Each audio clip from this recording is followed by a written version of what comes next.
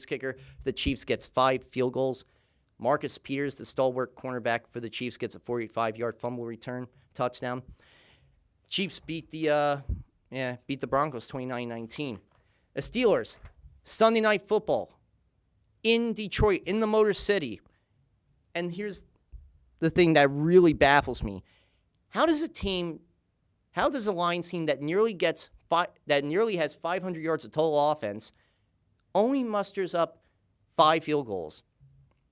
And yet on defense, they give up the Lions defense gave up a 97-yard touchdown pass from Ben Roethlisberger to the USC rookie, Juju Smith-Schuster. And the Steelers win 2015 over the Lions. The Lions have lost at least the last 3-4 games by 1 possession, while the Steelers are still holding on strong in the AFC North. And the Texans, in one of the most climatic games I've ever seen, probably the best game of the year, both Deshaun Watson and Russell Wilson have over 400 yards passing and 8 combined touchdowns, 4 for each of them. If you look at this game, the Texans did lose 41-38, but 79 combined points, 12 yards shy of 1,000 combined total yards, 813 of which were passing yards, 46 first downs, 6 second-half lead changes, and 3 touchdowns at 59 yards or longer. And all it took at the end was Russell Wilson getting the game-winning touchdown from 18 yards to Jimmy Graham with 21 seconds left, and Richard Sherman sealing it with the interception. And that, folks, is how it's done. Unbelievable. So, right there, I'm excited. 41-38 being the result for the Seahawks. And unfortunately for the Texans, they are now without their star quarterback for the rest of the year. Yep. And that's all the games of Week 8. Now it's going to Week 9. Last night, the New York Jets defeated the Buffalo Bills 34-21, ending a 3-game skid. They were able to get a lead and maintain it. 2 rushing touchdowns by Matt Forte, including one off the third and final fumble of the game by the Buffalo Bills. And Tyrod Taylor being sacked 7 times. So the Jets defense played their best and were able to play physical, hard-nosed defense and force the Bills into many mistakes. And Josh McCown had 0 mistakes. It was just flawless football in all 3 phases. The Jets set the tone very well. Now they get a nice 10-day rest before their next game in Tampa Bay, while the Bills are really going to have to think hard about their next game when they have the New Orleans Saints coming to their hometown. Let's go into now the rest of Week 9 coming up. The Chicago Bears are off this week. Mitchell Trubisky, for everything that's going on, you got to give him a lot of credit for all the starts he's made. The Cleveland Browns, they're just going to get worse. They're 0-8. They're destined for, I think, an 0-16 year and a number 1 draft pick and a new head coach, as always. The Los Angeles Chargers, you know what? They almost were this close to having 4 straight wins after losing their first 4 games. A lot of grit and courage on that team. Got to give it up. And the pass rush is just unbelievable, Melvin Ingram and Joey Bosa. Now, the Vikings, on the other hand, top 10 defense. Their head coach, Mike Zimmer, is pulling all the stops. And you got to love Case Keenum for coming into a very tough situation and able to hold his ground.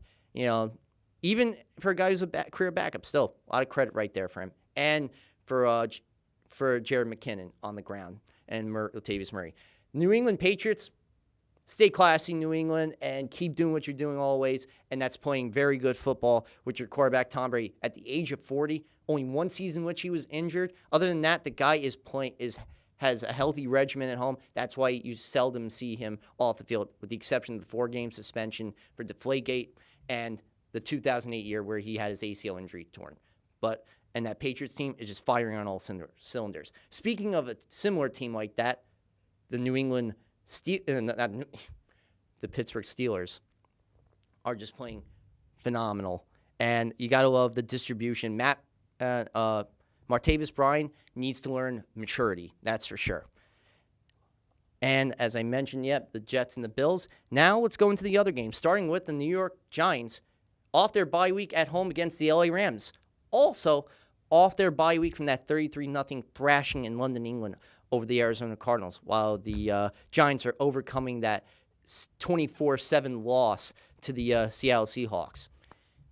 Here's the thing that I'm looking for in this game. Can the Giants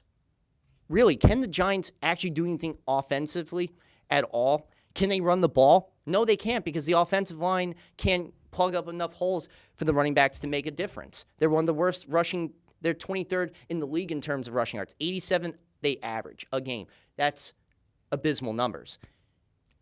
You have to also take into account the injuries to the receiving corps and to their defense. With all this compounding, no wonder why the Giants are in such disarray.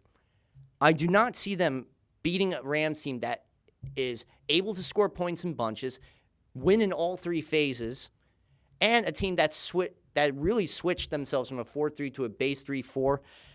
I think they're going to really rock Eli Manning tomorrow on Sunday. It's not going to be pretty. I got to go with the LA Rams. Now, the next game here, you got the big afternoon game. The Chiefs visiting Jerry World against the Dallas Cowboys. Kareem Hunt, the rookie, leading the league with over 730 rushing yards, going up against that Cowboys defense, while Ezekiel Elliott, for the time being, will be playing against that Chiefs defense. So this is the battle of the running backs. Whoever wins this battle wins the game for their team. And that's why I'm going with the Kansas City Chiefs. I know my brother, who's a Cowboys fan, is going to be like, why, Eric? Why would you root against my team? Why? Well, simply put this, I think Kareem Hunt is going to design some plays. Just don't have him or Tyreek Hill throw the ball. That's all. And they're going to be loading the box against Elliott. Probably 8-9 people in the box. And then you're going to see Marcus Peters, zone man-to-man up on Dez Bryant. And I think he'll be able to overcome him and get a few picks off of Dak Prescott. That's why I'm going with the Chiefs to win. Now, the next game here, NFC South battle. Falcons visiting the Panthers. You got to like the Panthers team. They're really coming to stride. Yes, they just traded Kelvin Benjamin. But now we're going to see the rise of Curtis Samuel. This is going to be his game. We're going to see him probably against Desmond Trufant, and I think he's going to win that battle. So expect him to get 2 touchdowns. And I think we're going to see the Christian McCaffrey of Stanford against this Falcons defense. And let's not forget, the Falcons just barely won last week. Yes, it was a rain-laden game in New York. I'll admit that. That's why Ryan had 4 fumbles in that game, 2 of which he lost.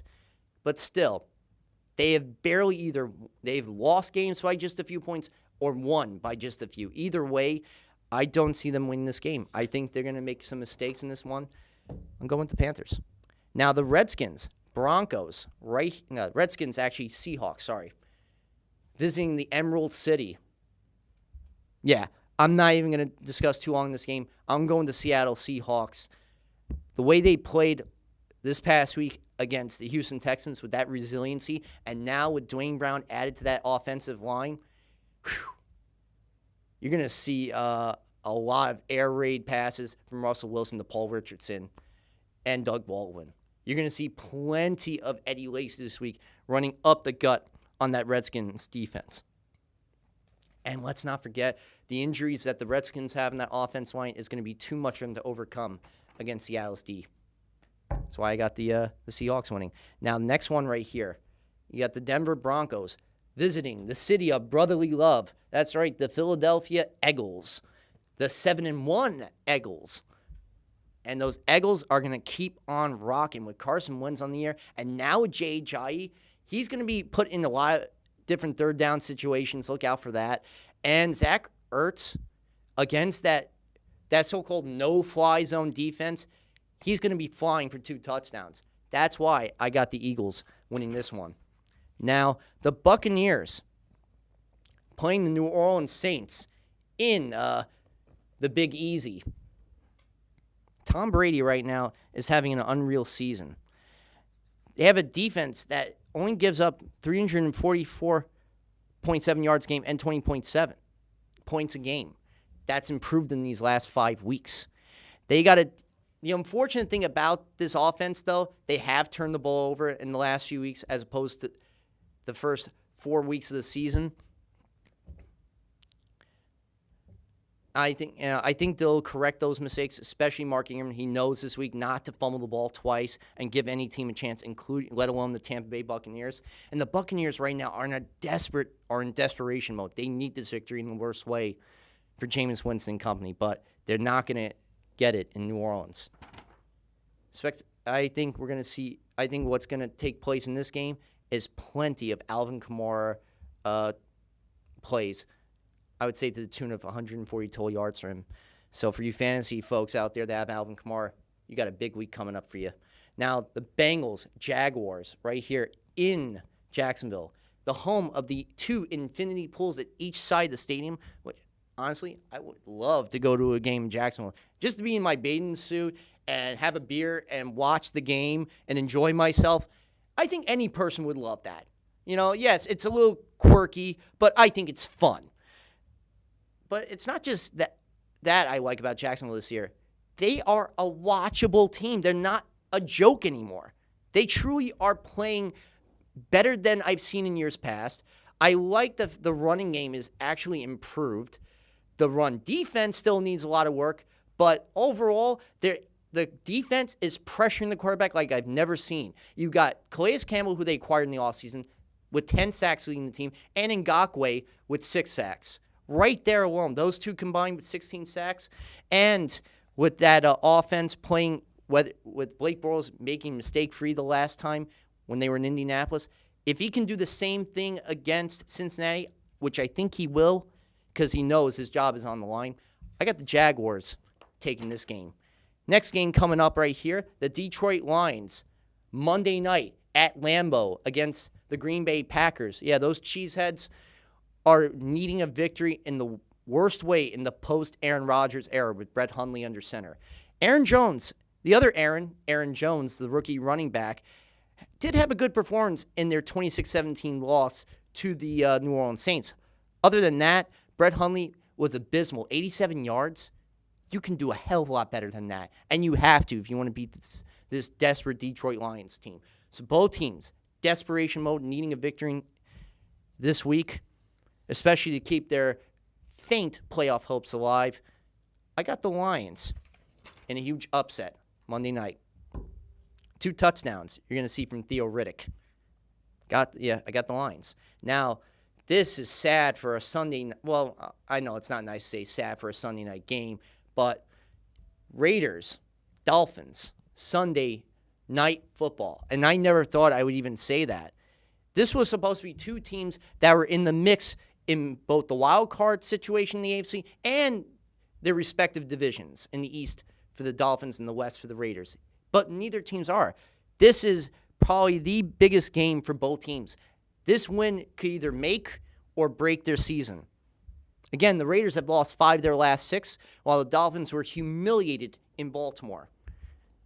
And the Dolphins just traded who used to be their star running back, and now they're going to have to rely a lot on Jay Cutler and Devontae Parker this week. And it's going to work out because I don't think the fans in Miami are going to be chanting Matt Moore anymore. After what he did last week, those 2 pick sixes, if those fans still cheer for Matt Moore, then they clearly did not watch last Thursday's game. But I think Dolphin fans did, and that's why they will not be cheering for Matt Moore to come into the game, and they'll be happy to see Jay Cutler back from that rib injury. Look for the Dolphins to tear the Raiders into pieces. And especially with the Raiders missing Carl Joseph and several players in their secondary, it's not going to be a pretty sight to watch. Now, Colts, Texans. Originally, I was going to go with the Texans because with Deshaun Watson, but now the Deshaun Watson injury just changed the whole complexion of this game. You basically are bringing a new quarterback on Friday to learn an offense and work with the first team to prepare for a game in 2 days. There is no way that quarterback is going to be able, in that amount, in 48 hours, be able to learn all the plays they need to and be ready for the Sunday's game.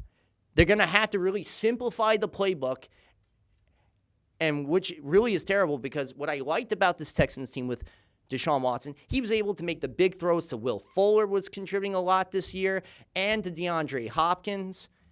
And you had Lamar Miller running on the ground. Like, you had it was a great contribution community on this Texans offense.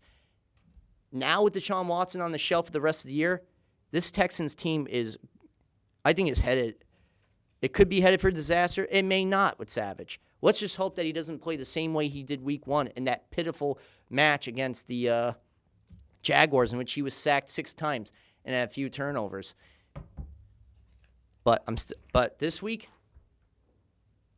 I think the Colts will win. I think they'll overcome the mistakes they had last week against Cincinnati.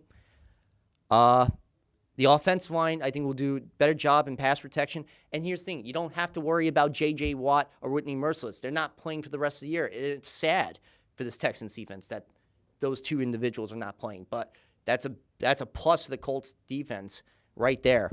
Because if those 2 were on the field, I would be worried for Brissett. But I'm not this week. I'm going with the Colts to win. Now, Ravens-Titans. This game coming up right now. You got to like these 2 teams in the situation they are, especially the Titans, in the most puzzling open division in the AFC South, while the Ravens have had sort of an up and down year. And yet the Ravens are coming off a big beating of the Miami Dolphins 40-0, while the Titans are fresh off their bye week. Will the Titans win this game, propel themselves into the playoffs for the first time since 2008, or will this be another year in which they miss out? And will the Ravens finally get back to the postseason this year? So again, this week is huge for both teams in terms of looking at the playoffs and their chances at it. I like to see what the Titans do, especially Marcus Mariota, how they're going to run the ball, because he still has probably some of the hamstring injury. I don't think he's 100% yet, but I think they'll still have him run the ball or have some option plays with him. And I'm hoping Derrick Henry gets more involved in the offense. I really would like to see that. Not just DeMarco Murray, but I really want to see a lot of Derrick Henry contributing this week. And I think that's what's going to be the case. So, therefore, I'm going with the Tennessee Titans to win at Nissan Stadium in the sound of awesome country music in the background. Now, the Cardinals go into Santa Clara to take on the 0-8 San Francisco 49ers. Jimmy Garoppolo will be in a 49ers outfit this week. The million-dollar question is, will Jimmy Garoppolo play this week? He's not getting the start. I can easily answer that. It's going to be C.J. Beathard for a 3rd consecutive week. But if things do get bleak, if things get so out of hand and really bad where the offensive line can't protect this guy, look out for Garoppolo to come in and maybe make some music and make some magic take place in the Golden City, or in the city known for finding gold. But otherwise, I really don't think that's going to, even with Garoppolo coming, he still is going to learn a whole new playbook by Kyle Shanahan. I think he'll assimilate himself in the next week or 2, but even with Garoppolo coming in, I don't think it would still be enough for them to win this week. I think they're going to go 0-9 for the first time in franchise history. Things are going to look really bad for them, while the Cardinals are going to get their 6th straight victory over their NFC West rivals. Give me the Cardinals to win this week. Those are all the games of Week 9 of the NFL.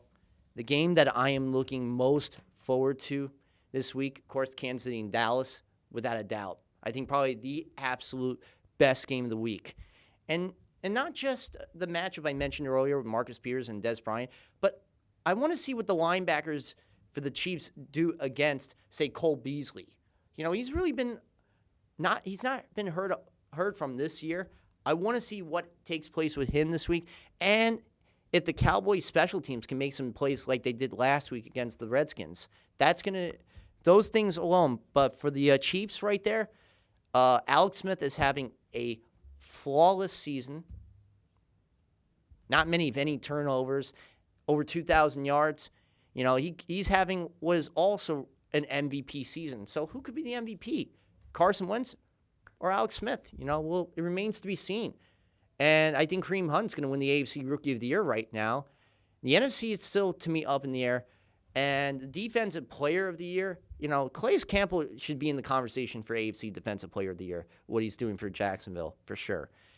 And for the NFC right now, Everson Griffin for the Vikings, 9 sacks on the season, really leading that incredible pass rush for the Vikings. So overall, I'm really liking where all these teams are at. It's fun. I love football, and I love talking about the NFL. But now, let's get into some college football, which I can't believe this, and this is astounding to me. Week 10 of college football. And here are the 12 big games of the week coming up. You got the Penn State-Nittany Lions, led by the Heisman Trophy duo of Saquon Barkley, the running back, who I think will be a top 5 pick in this year's draft, in the 2018 draft, and the quarterback Trace McSorley going up against the Michigan State Spartans. So a Big Ten clash taking place in East Lansing at 12 o'clock. I'm going to go with Penn State to take this right here this week. Now, you got the Auburn Tigers going up against their fellow SEC rivals, the Texas A&M Aggies, in that Western Division. Right now, I think the Tigers just have enough on the ground and with the pass to overcome the Aggies. The Ohio State Buckeyes and the Iowa Hawkeyes. J.T. Barrett and company are going to win that game. The Cyclones of Iowa State against their Big 12 rivals, the West Virginia Mountaineers, in Morgantown. This is going to be a huge Mountaineer victory right there. The Stanford Cardinals with Bryce Love at running back, who is another Heisman candidate, against those Washington State Cougars and their quarterback who's going to be an NFL player in the future. I think the Cougars will just win by a field goal. The Red River rivalry.